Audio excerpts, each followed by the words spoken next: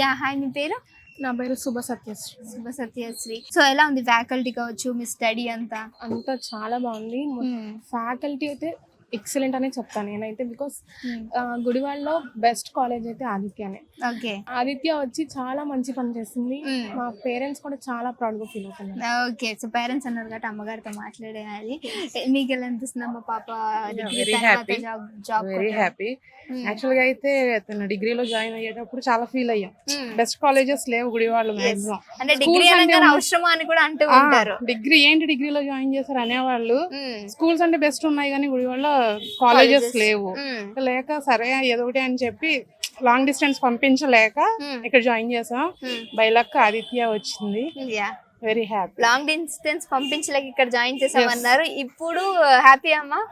Actually తనైతే Surampalem college లో join అవ్వాలి ఆదిత్య అని చాలా ట్రై చేస్తుంది. సింగిల్ చైల్డ్ తను మాకు. అంత డిస్టెన్స్ పంపించడం ఇష్టం లేక ఇక్కడ ఏదో ఒకటి చదువులే అని చెప్పి ఆపేసాం. లక్కీలో అదే మా దగ్గరికి వచ్చింది అనుకోవాలి.